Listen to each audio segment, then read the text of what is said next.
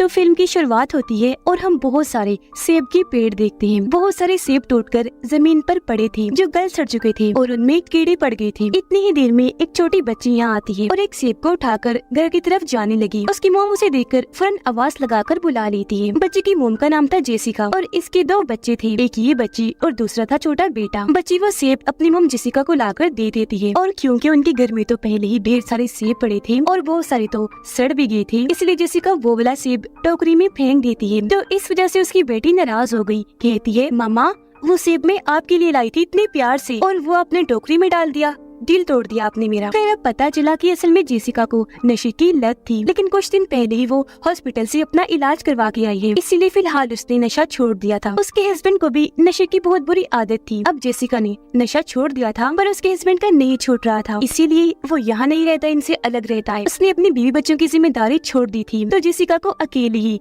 अपने बच्चों का ख्याल रखना पड़ रहा था। अब जिस घर में वो अपने बच्चों के साथ रह रही थी वो उसके डैड का था, जिनकी अब मौत हो चुकी है। घर काफी पुराना और टूटा फूटा सा है, सामान भी यहाँ ज्यादा नहीं है। कमरों और दरवाजों की हालत भी बहुत खराब थी, खास तौर पर स्टोर रूम के दरवाजे की। वो जब भी बंद होता तो अंदर से उसे खोला नहीं जा सकता था, इसलिए जब भी जेसिका वहाँ से कोई सामान लेने जाती थी तो वो दरवाजे के सामने कोई चीज रख देती थी ताकि दरवाजा बंद ना हो, या फिर अपना पैर ही रख के खड़ी हो जाती थी और दरवाजे को बंद होने से रोके रखती थी। क्योंकि ऐसा कई बार हो चुका था, जब भी वो कोई सामान लेने यहाँ आई तो अंदर ही बंद हो गई। पर क्योंकि पहले तो उसका हस्बैंड उसके साथ रहा करता था तो बाहर से वो दरवाजा खोलकर जेसिका को निकाल दिया करता था, लेकिन अब वो इनके साथ नहीं रहता क्योंकि वो खुद ही नशा छोड़ना नहीं चाहता। उसने हॉस्पिटल जाकर अपना इलाज करवाने से भी मना कर दिया था। उसे पता था कि ऐसी नशा करने की वजह से मैं अपने बीवी बच्चों के साथ नहीं रह सकता, तो दरवाजा बंद होने से अब जेसिका को खुद ही रोकना था। जेसिका सोचती है कि पैसे क्योंकि मेरे पास नहीं है तो ऐसा करती हूँ सेब से जैम बनाकर बेच दिया करूंगी, क्योंकि उसकी मॉम भी यही काम करके पैसे कमाती थी। उन्हें जैम की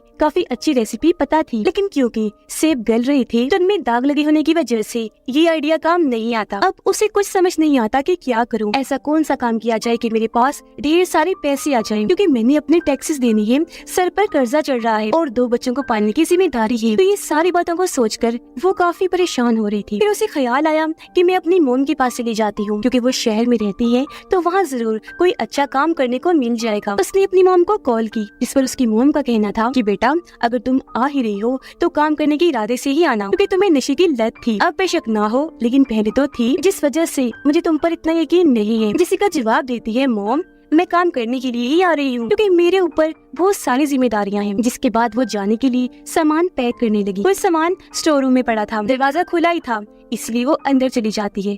लेकिन तभी अचानक तेज हवा का झोंका आया जिससे दरवाजा बंद हो गया और जेसिका अंदर ही फंस गई। वो काफी परेशान हो गई क्योंकि उसके दोनों बच्चे छोटे हैं, तो अकेले होने की वजह से कहीं डर ना जाए उसे फिक्र होने लगी। उसकी बेटी भी काफी छोटी थी जो दरवाजा नहीं खोल सकती थी, लेकिन फिर भी जेसिका अपनी बेटी को आवाज लगाकर स्क्रू ड्राइवर इन्हें पेचकस लाने के लिए कहती है। बच्चे वो ले आई, जिसे लेते ही जेसिका दरवाजा खोलने की कोशिश करने लगी, लेकिन काफी कोशिशों के बाद भी वो दरवाजा नहीं खुलता, क्योंकि जैसा कि मैंने आपको बताया वो सिर्फ बाहर से ही खुलता था। लेकिन तभी खुशकिस्मती से यहाँ उसका हस्बैंड आ गया। वो दरवाजा खोलता है और जेसिका बाहर आ गई। वो उसका मजाक उड़ाते हुए कहने लगा जेसिका अब तो मुझे हैरानी भी नहीं होती कि तुम स्टोर रूम में बंद हो गई हो, क्योंकि ये तो तुम्हारा रोज का ही काम बन गया है। पता नहीं तुम जान के करती हो, उसे क्या छोटी बच्ची हो, इतनी बेवकूफी कैसे कर सकती हो तुम। जेसिका बोली पहली बात तो ये है कि नशा करने की वजह से तुम्हारा यहाँ आना मना है, और दूसरी बात कि तुमने मेरी मदद की उसके लिए शुक्रिया, लेकिन अब तुम यहाँ से चले जाओ क्योंकि तुम नशे में हो और मैं नहीं चाहती कि इसका बुरा असर मुझ पर या मेरे बच्चों पर पड़े, क्योंकि मैं नशा छोड़ चुकी हूँ। लेकिन यहाँ पता चला कि वो खुद तो आया ही था, साथ ही अपने साथ अपने दोस्त को भी लाया था जिसका नाम सैमी था। वो अच्छा आदमी नहीं था, वो भी नशा किया करता था और बच्चों को अगवा करके उनके साथ गलत करता था। इसी वजह से जेसिका को वो सख्त नापसंद था। वो नहीं चाहती थी कि वो कभी भी यहाँ आए। वो अपने हस्बैंड को बड़े प्यार से समझाती है कि तुम प्लीज यहाँ से चले जाओ और इसे भी ले जाओ, दोबारा यहाँ कभी मत लाना। ये सुनकर सैमी को गुस्सा आ गया। वो जेसिका के पास आकर कहता है कि मैंने तुम्हें क्या कहा है, हाँ बताना जरा, तुम्हें मसला क्या है मेरे साथ।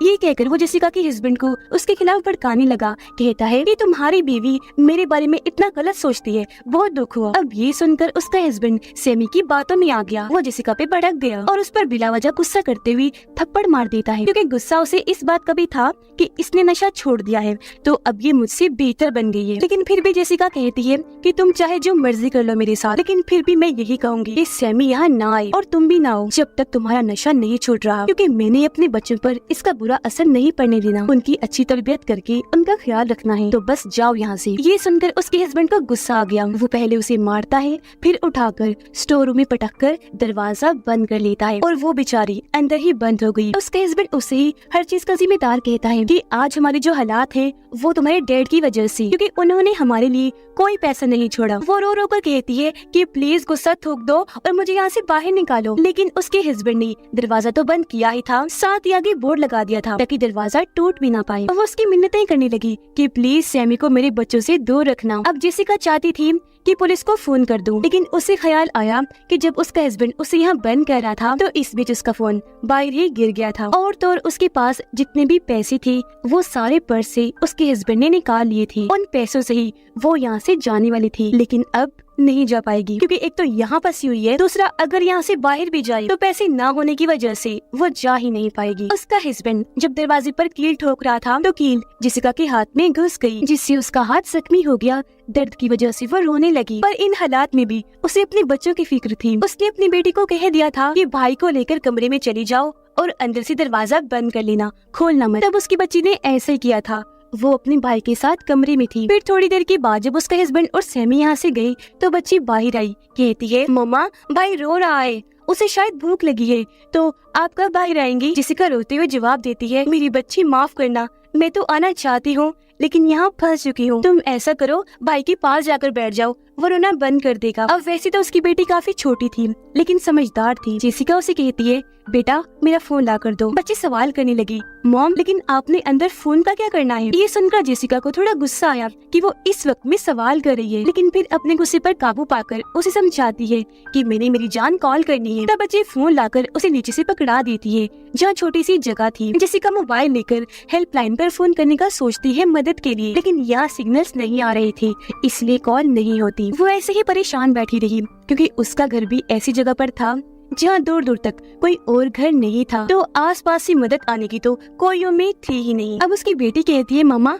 मैंने वॉशरूम जाना है, आ जाए ना बाहर। जेसिका कहती है मेरी जान मैं कैसे आऊँ, फंसी हुई हूँ, आप ऐसा करो खुद ही चली जाओ वॉशरूम। जिस पर बच्ची जवाब देती है नहीं मामा मैं यही रहूंगी, आपसे दूर नहीं जाना चाहती। इसी वजह से वो वहीं बाहर ही यूरिन कर देती है। लेकिन ऊपर कमरे में उसका छोटा भाई भी था, उसका डायपर बदलने का वक्त हो चुका था। जेसिका उसे समझाती है कि कैसे डायपर बदलना है। तब बच्ची अपने भाई के पास गई और ये काम भी काफी अच्छे से कर लेती है। रात हो गई, मौसम खराब था तो बिजली की आवाज से बच्ची को डर लग रहा था। अब उसका भाई तो सो चुका था लेकिन बच्ची नहीं, वो दरवाजे के पास ही आकर लेट गई। जेसिका उसे हौसला देती है मेरी बेटी मैं यहाँ से बाहर आ जाऊंगी तो तुम डरना मत, ओके? जिसकी थोड़ी ही देर की बात उसकी भी आंख लग गई। जेसिका सोचती है क्यों ना मैं दरवाजा ही तोड़ दूं। वो आसपास ऐसी कोई चीज ढूंढने लगी जिससे दरवाजा टूट जाए, लेकिन वहाँ ऐसा कुछ नहीं था। अब रात ऐसी गुजर गई। सुबह उसकी बेटी कहती है मामा मुझे और छोटे को भूख लगी है। ये सुनकर जेसिका उसे स्टोर में पड़ा हुआ जैम देती है।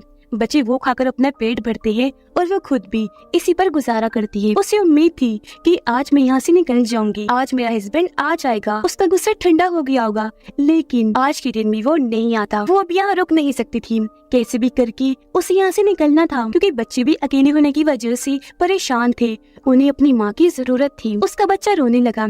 जेसिका उसे कहती है जाओ भाई को चुप करवाओ और जब वो शांत होकर सो जाए तो यहाँ दोबारा आना, मुझे तुम्हारी मदद चाहिए। बच्चे को चुप करवाने के बाद बच्ची वापस आ गई। जेसिका उसे कहती है बेटा कुछ ऐसा लाओ जिससे मैं दरवाजा या फर्श को तोड़ सकूं। अब वो बच्ची थी, उसे कोई ऐसी चीज नहीं मिलती, लेकिन अपनी तरफ से वो कुछ न कुछ लाने लगी, कभी लकड़ी, कभी खिलौना, तो कभी चम्मच कांटा वगैरह। ये देखकर जेसिका को बहुत गुस्सा आया।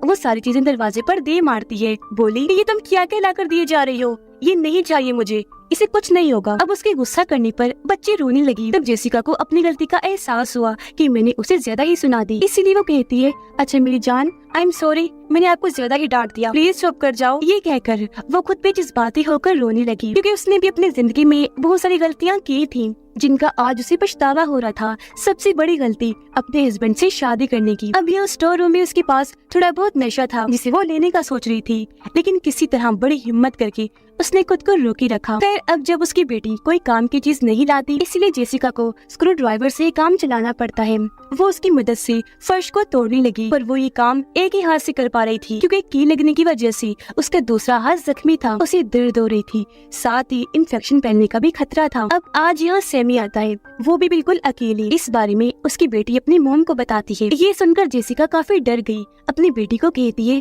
बेटा जल्दी से कमरे में चली जाओ, दरवाजे को अच्छे से बंद कर लेना और खोलना मत। बच्ची ने ऐसे किया, लेकिन अब वो खतरनाक आदमी यहाँ आ चुका था, जिसका डर जेसिका को बहुत था। वो आते ही जेसिका का मजाक उड़ाने लगा। वो कहती है, प्लीज दरवाजा खोल दो ना, पर वो मना कर देता है कि नहीं, मैं किसी के घरेलू मामलों में दखल अंदाजी नहीं करता। ये सुनकर जेसिका समझ गई कि ये यहाँ किस इरादे से आया है, उसके बच्चों को नुकसान पहुँचाने। वो काफी घबरा गई, उसे यहाँ से जाने का कहती है, और ये भी कि मेरे बच्चों से दूर रहे, पर वो नहीं जाता। तब यह मजबूरन जेसिका उसे कहती है कि मेरे पास यहाँ मेरे हस्बैंड का दिया हुआ कुछ नशा पड़ा है, अगर तुम वादा करो कि तुम यहाँ से चले जाओगी और फिर दोबारा कभी नहीं आओगी तो मैं ये तुम्हें दे दूंगी। जिस पर सैमी मान गया, कहता है ठीक है मंजूर है, ये शर्त लाओ, अब दो मुझे वो नशा। लेकिन जेसिका को उस पर भरोसा नहीं था। वो कहती है, मैं यहाँ फंसी हुई हूँ, दरवाजे के पास नहीं आ सकती, तुम ऐसा करो अपना हाथ आगे करो, मैं तुम्हारे हाथ पर रख देती हूँ। अब सैमी भी चालाक था, उसे शक हो रहा था, तो वो मना कर देता है, लेकिन जेसिका उसे मजबूर करती है और वो अपना हाथ अंदर करता है। जैसे हाथ अंदर आया,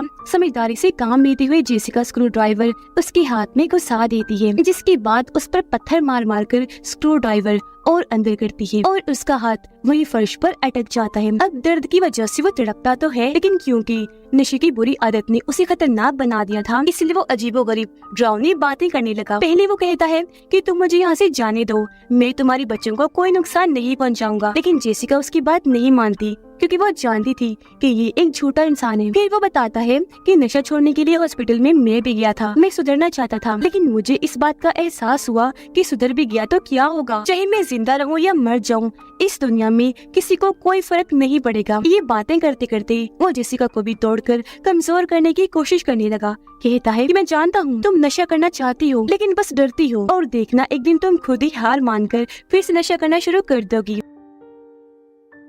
ये सुनकर जेसिका रोने लगी, क्योंकि कुछ हद तक ये बात सच भी थी, पर वो ये चीज उसे महसूस नहीं होने देती। रात हो गई, ठंड भी काफी ज्यादा थी, लेकिन जेसिका अभी तक उसका हाथ आजाद नहीं करती। जैसे ही सुबह हुई, उसकी बेटी वहाँ जेसिका के पास आने लगी। जब इस बारे में उसे पता चला तो वो चिल्लाकर कहती है, क्यों आई हो यहाँ, जाओ यहाँ से। क्योंकि वो जानती थी कि बेशक वो यहाँ फंसा हुआ है, लेकिन उसमें अभी भी इतनी ताकत है कि वो बच्ची को पकड़ लेगा। लेकिन क्योंकि वो बच्ची थी और पूरी रात माँ के बगैर अकेली थी, तो इस बार वो नहीं जाती, बल्कि जेसिका के पास आने लगी, और तभी उसे सैमी पकड़ लेता है। जेसिका काफी घबरा गई, उसके पास लाइटर था, तो अपनी बच्ची की जान बचाने के लिए वो वहाँ आग लगा देती है। आग में जैसे सैमी का हाथ जला, वो उसकी बच्ची को छोड़ देता है और दर्द से तड़पने लगा। अब जब जेसिका ने देखा कि इस आग में तो मैं भी जलकर मारी जाऊंगी, तो उसने जल्दी से कपड़ा लेकर आग को बुझा दिया। पर अब सैमी को होश नहीं था, ऐसा लग रहा था जैसे वो मर चुका हो। अब यहाँ जेसिका इतना टूट गई थी कि वो नशा लेने का सोचती है, जिससे शायद उसका दुख थोड़ा कम हो जाए। इससे पहले वो ऐसे करती,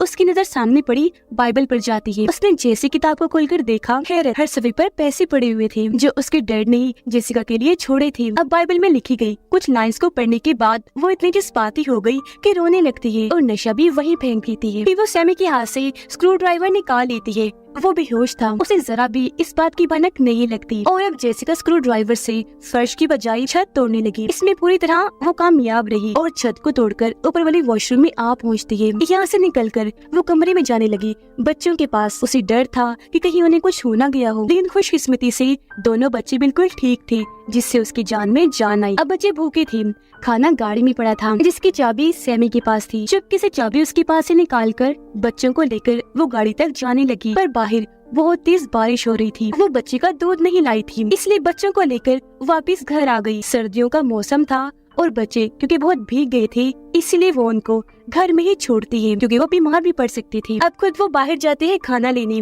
गाड़ी से खाना नीचे गिर गया था, जब वो खाना उठा रही थी तो हम देखते हैं कि सैमी को होश आ गया है, जो खिड़की पे खड़ा होकर जेसिका को देख रहा था। खाना लेकर वो जैसे घर की तरफ आई तो देखती है कि दरवाजा बंद है, क्योंकि अंदर से सैमी ने ही दरवाजे को बंद कर दिया था।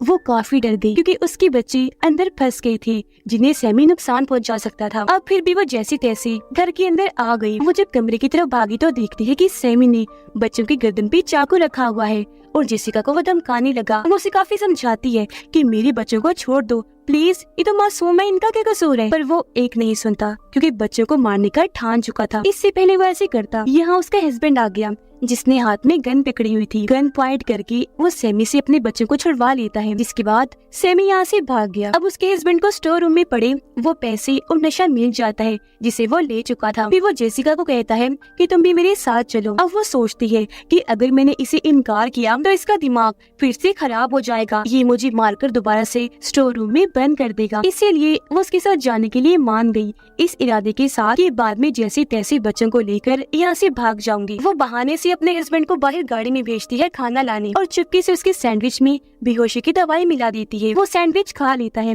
लेकिन तभी उसने नशे वाले सिरिंज निकाली। पहले खुद नशा किया और जब जेसिका की बारी आई तो वो उसे गन छीनने लगती है। यहाँ वो उसके इरादे समझ चुका था, इसीलिए उसे पकड़कर पीछे धकेलता है और दोबारा से उसे मारने लगा। लेकिन इस बार वो भी चुप नहीं बैठती, जवाबी हमला करती है और जब उसकी हालत खराब हुई तो वो उसे उठाकर खिड़की से बाहर फेंक देती है और वो बहुत बुरी तरह वहाँ गिरकर बेहोश हो जाता है। अब हम कुछ दिन के बाद का वक्त देखते हैं, जहाँ अब जेसिका ने यहाँ रहना सीख लिया था। उसे जैम बनाने का जबरदस्त तरीका मिल गया जो वहाँ पड़ी एक किताब में ही लिखा था। लेकिन क्योंकि पहले वो नशे में धुत रहती थी, इसीलिए उसने कभी भी इस पर ध्यान नहीं दिया। अब जब नशे की लत खत्म हुई तो उसकी आंखें खुल गई। उसने दिमाग लगाया कि जैम बनाने के लिए सारे सेब का ठीक होना जरूरी नहीं है, हम गले हुए सेब को जाया ना करके उसका भी जैम बना सकते हैं। वो गला हुआ हिस्सा अलग करके सब कुछ ठीक हो गया था। घर की हालत भी अच्छी हो गई थी और जेसिका ने भी खुद को काफी बदल लिया था, क्योंकि उन्हें अब पैसों की कोई तंगी नहीं थी। जैम का बिजनेस काफी अच्छा चल रहा था और वो अपने बच्चों को काफी अच्छे से पाल रही थी। अब ये कहानी हमें सिखा रही है कि नशा एक बुरी आदत है, इतना खतरनाक है कि हमें इससे हमेशा दूर रहना चाहिए, क्योंकि नशा करने वाले इंसान को कोई होश नहीं होती कि क्या अच्छा है और क्या बुरा। इसी मैसेज के साथ ये फिल्म इधर ही खत्म हो जाती है।